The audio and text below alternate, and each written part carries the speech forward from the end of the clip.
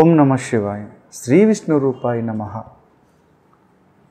మన జీవితంలో అంటే మనకు జీవితాన్ని ఇచ్చిన కొంతమంది పెద్దవారు, అందులో మన గురువుగారు ఉండొచ్చు, మన తల్లిదండ్రులు ఉండొచ్చు, మన పూర్వీకులు అంటే మన తాతగారు ముత్తాతగారు, వీళ్ళందరూ అంటే మన పెద్దవారు కాలం చెల్లిన తర్వాత వాళ్ళ ఫొటోస్ మన ఇంట్లో ఉండాలా ఉండకూడదా? ఒకవేళ ఉంటే అవి ఏ వైపు ఉండాలి, ఏ దిక్కున ఉంటే మనకు మంచి జరుగుతుంది, ఏ దిక్కును పెట్టాలి, ఏ దిక్కును పెట్టకూడదు? అలాగే మనం నిత్యం పూజ చేస్తున్న పూజా మందిరంలో మన ఇంట్లో మన తాతగారు కానీ, నాన్నగారు కానీ, అమ్మగారు కానీ, మన కుటుంబ సభ్యుల్లో ఎవరైనా కాలం చెల్లిన తర్వాత వాళ్ళ ఫొటోసు పూజా మందిరంలో ఉండొచ్చా ఉండకూడదా అనే దాని గురించి మనం ఇప్పుడు తెలుసుకుందాం. ముఖ్యంగా మన జీవితంలో మన పూర్వీకులు ఎవరైనా కాలం చెల్లితే అనగా మన నాన్నగారు, మన తాతగారు, అమ్మగారు, అవ్వగారు, మన కుటుంబంలో మనకన్నా చిన్నవారు కానీ పెద్దవారు కానీ మన కుటుంబంలో అంటే మా అమ్మకి నలుగురు సంతానం, మా అమ్మ, మా నాన్న, మా తాత, అలాగా ఇంకా వాళ్ళ పెదనాన్నగారు, వాళ్ళ ముఖ్యమైన బంధువులు, కొంతమంది ఫ్రెండ్స్ ఎవరైనా కాలం చెల్లితే వాళ్ళ మంచి మనసుతో, వాళ్ళ ఔదార్య గుణంతో వాళ్ళ ఫొటోస్ కూడా ఇంట్లో పెట్టుకుంటూ ఉంటారు. అందులో ఎలాంటి తప్పు లేదు. కొంతమంది అయితే వాళ్ళ గురువు గారిని దేవుడి కన్నా ఎక్కువగా పూజిస్తారు. అందులో ఎలాంటి తప్పు లేదు. అయితే ముఖ్యంగా మన పెద్దవారు ఎవరైనా కాలం చెల్లిన తర్వాత మన తాతగారు కానీ, అమ్మగారు కానీ, అవ్వగారు కానీ ఇలా ఎవరైనా కాలం చెల్లిన తర్వాత వాళ్ళ ఫొటోసు పూజా మందిరంలో పెట్టడం అంత శ్రేయస్కరం కాదు. అయితే మన ఇంట్లో ఉండొచ్చు, అందులో ఎలాంటి సందేహము లేదు. కానీ ఏ వైపున ఉండాలి? వాళ్ళు ఉత్తరం వైపు నుంచి దక్షిణం వైపు ముఖం చూస్తున్నట్టు ఉత్తరం వైపు చనిపోయిన వారి ఫొటోసు ఆ బాగానే ఉండాలి. అయితే చాలామంది ఇంటి ఎంట్రన్స్ ఎదురుగా చనిపోయిన వాళ్ళ ఫొటోసు పెట్టడం జరుగుతుంది. అంటే ఇంటి ఎంట్రన్స్ ఎదురుగా చనిపోయిన వాళ్ళ ఫొటోస్ పెట్టడం అంత శ్రేయస్కరం కాదు. అయితే ఉత్తరం వైపు ఉన్న గోడకి వాటిని పెట్టి వాళ్ళ ముఖం దక్షిణం వైపు చూస్తుండగా పెట్టడం మంచిది.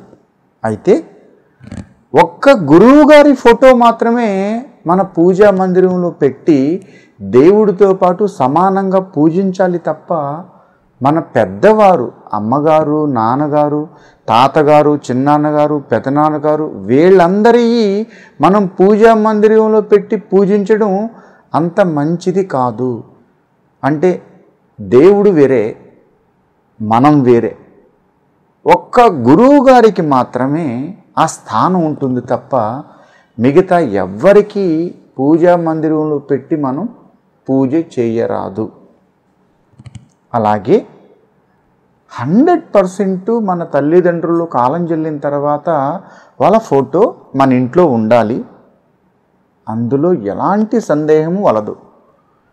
మీకు కొన్ని ఆటంకాలు, కొన్ని ఇబ్బందులు, పిల్లలకి హెల్త్ ఇష్యూస్, వాళ్ళకి బాగా చదివిన జాబ్ రాకుండా కొన్ని గండాలు, కొన్ని ప్రాబ్లమ్స్ వస్తున్నాయి అనంటే మీ ఇంట్లో మీ పెద్దవారు కాలం చెల్లిన ఫోటో అంటే మీ నాన్నగారు, అమ్మగారు, తాతగారు ఎవరైనా కాలం చెల్లిన వాళ్ళు ఉంటే వాళ్ళ ఫోటో మీ ఇంట్లో లేకపోతే ఇలాంటి ఇబ్బందులు జరుగుతూ ఉంటాయి.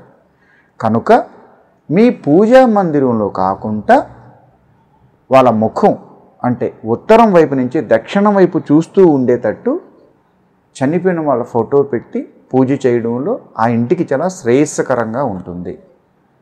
అయితే మీరు ప్రతి అమావాస్యకి ఒకరోజు ఇంట్లో కొంచెం సపరేట్గా వాళ్ళ వరకు వంట చేసి ఓ చిన్న అరిటాకులో లేదు ఓ చిన్న ఇస్తరాకులో ఎంగిలి కంచంలో కాకుండా ఓ డిస్పోజ్ ప్లేట్ అయినా పర్వాలేదు, ప్రతి అమావాస్యకి మన అంటే చనిపోయిన పెద్దవారు ఎవరైతే ఉంటారో వాళ్ళ ఫోటో దగ్గర లేదా ఆ ఫోటో కింద కొంచెం వాళ్ళకి ప్రసాదంలాగా మనం చేసిన వంటలు లేదు ప్రత్యేకంగా చేయబడిన వంటల్లో మొదట తీసి వాళ్ళకి పెట్టడంలో చాలా శ్రేయస్కరంగా ఉంటుంది. కనుక మీ ఇంట్లో ఎవరైనా కాలం చెల్లిన వాళ్ళు ఉంటే వాళ్ళ ఫోటో మీ ఇంట్లో మీరు పెట్టుకునే దిశ ఖచ్చితముగా మీరు ఉత్తరం వైపు నుంచి దక్షిణం వైపు ముఖం చూస్తూ ఎలా ఉండేలా పెట్టాలి తప్ప పూజా మందిరంలో దయచేసి పెట్టరాదు. ఉత్తరం వైపు ఉన్న గోడకి తగిలిస్తే చాలా మంచిది. కనుక కాలం చెల్లిన వాళ్ళు మన ఇంట్లో ఎవరైనా ఉన్నా అది మన బంధువులు, అమ్మ, నాన్న, పెదనాన్న, చిన్నాన్న, ఇలా మనకు సంబంధించింది, లేదు మీ గురువు గారు అయినా, లేదు మీకు ఇష్టమైన వారు ఎవరైనా కాలం చెల్లినా వాళ్ళ ఫోటో ఉత్తరం వైపు నుంచి దక్షిణం వైపు ఉండేలాగా చూస్తే మనకు ఆ ఇంట్లో కొంచెం శ్రేయస్కరంగా ఉంటుంది. కృష్ణ.